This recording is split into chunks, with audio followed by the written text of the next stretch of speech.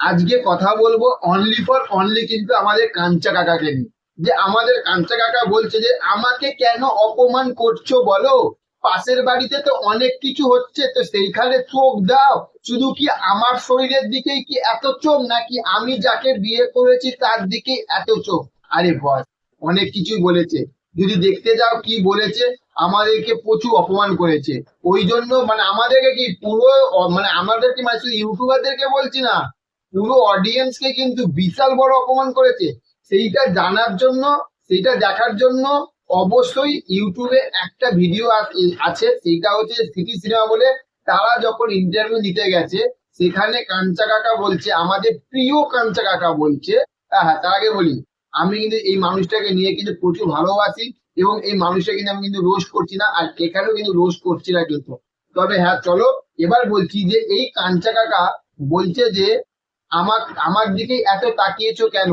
আমি 3টে বিয়ে করতে পারি, 4টে বিয়ে করতে পারি, তা সেখানে থাকতে পাশে দেখো যে অনেক কিছুই তো হচ্ছে, সেখানে এ করো। হ্যাঁ কাঞ্চা কাকা একদম ঠিক বলেছেন, আপনি 3টে কেন, আপনি 10টা বিয়ে করুন। সেটার জন্য কোনো ইউটিউবার আপনাকে কিন্তু ছোট করেনি, আপনাকে নিয়ে ভিডিও বানায়নি। কিন্তু সেখানে থাকতে আপনি কি বলছেন যে আরে তোমরা যা খুশি করো, আমার তাতে কিচ্ছু যায় আসে না, তাই না? আরে বস, তোমাকে নিয়ে কেন কেউ রোস্ট করবে না? তোমাকে নিয়ে কেন কেউ মিম বানাবে না? আগে এই কথাটা বলো তো, বা সরি না, বলুন তো। আমাদের কাঞ্চা কাকা, হ্যাঁ, এই কাঞ্চা কাকিমাকে নিয়ে কেউ কি কোনো কথা বলেছে? আপনি এত রোগা, কাঞ্চি কাকি কেন এইরকম, বেশি বয়স কম বয়স, সবার মনে মনে কথাটা রয়েছে, কেউ অত খুলে বলেনি। কিন্তু সেখান থাকতে আপনি সোশ্যাল মিডিয়ায় ভিডিও করবেন, আমার মুড এসে গেছে। তো মুড এসে গেছে, তাহলে সেটা সোশ্যাল মিডিয়ায় কেন? মুডটা তৈরি যখন করেছেন, তা মুডটা ভাঙানোর জন্য তো অনেক 4টে দেয়াল রয়েছে। কথাগুলো বলতে খুব খারাপ লাগছে, কিন্তু আপনার 3টে বিয়ে করুন বা 4টে বিয়ে করুন, এইটা নিয়ে কেউ কিচ্ছু বলেনি। আর বলছেন মানুষ আমার এই বলছে, বুঝে নিন এই হবে। আরে কাকা, এই মানুষগুলো আছে বলেই আপনারা আছেন। এবং আর একটা কথা কাঞ্চা কাকা বলেছে, ওই জন্য বলি পুরো ভিডিওটা দেখবেন। কাঞ্চা কাকা কি বলছে, আমার প্রফেশনে আসো, আমার প্রফেশনে দেখো, তোমাকে মেকআপ করে 4টে লাইটের মধ্যিখানে সামনে ক্যামেরা লাগিয়ে দেবো, দেখো তুমি কিরকম মানে পারো। বড় বড় কথা সব উড়ে যাবে। আরে কাঞ্চা কাকা, ওটা তোমার প্রফেশন। এই যে আমি ইউটিউবে ক্যামেরার সামনে কথা বলছি, এটা আমার প্রফেশন। যারা মাঠে চাষ করছে, সেই চাষি ভাইদের, তাদের সেইটাই তারা প্রফেশন। তুমি পারবে? তুমি চলো গ্রামে, গ্রামে গিয়ে এই রোদে এতে পুড়ে গিয়ে করো চাষ, দেখি কেমন পারো।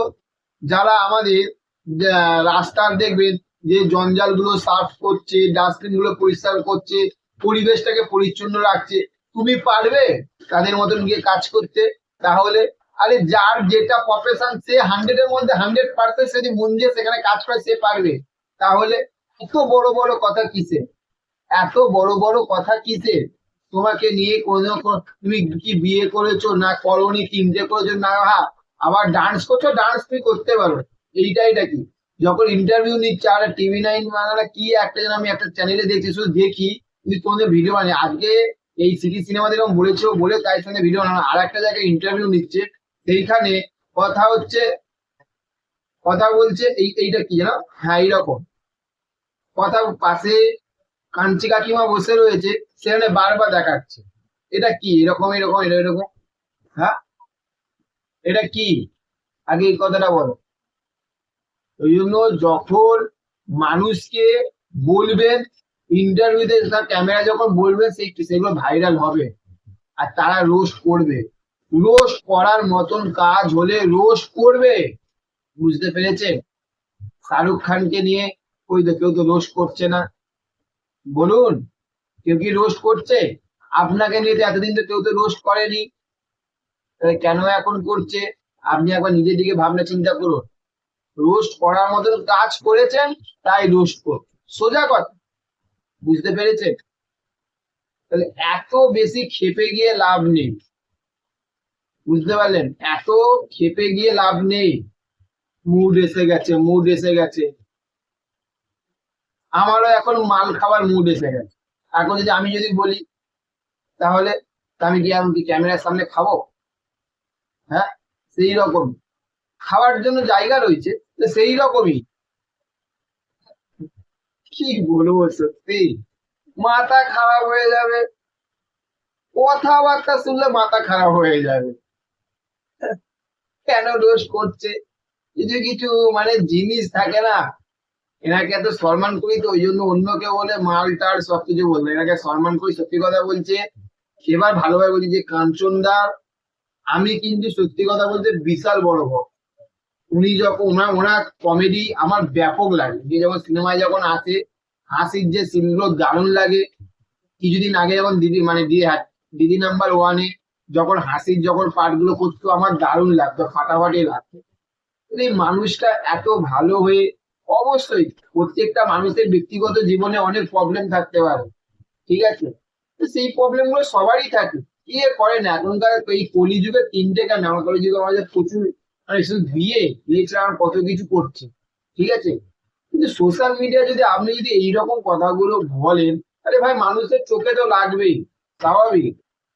বিয়ে করে টুম্পা সোনা, আবার পাশে টুম্পা সোনা বলছে যদি টুম্পা হামতে জানা সেখানে যাচ্ছে, আমাকে কেমন লাগছে ভালো লাগে তাহলে একটা চুমু দাও, তাহলে কেন বলবে না, ভাবুন।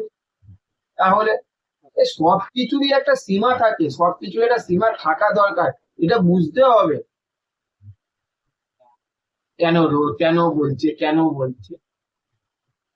চলুন আজকের ভিডিওটা এই পর্যন্ত। কেমন লাগলো অবশ্যই লাইক কমেন্ট শেয়ার করে জানাবেন।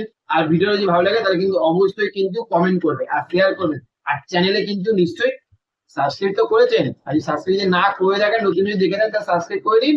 চলুন দেখা হচ্ছে নেক্সট অন্য কোনো ভিডিওতে, ভালো থাকবেন। Okay, thank you, have a nice day, tata, bye by.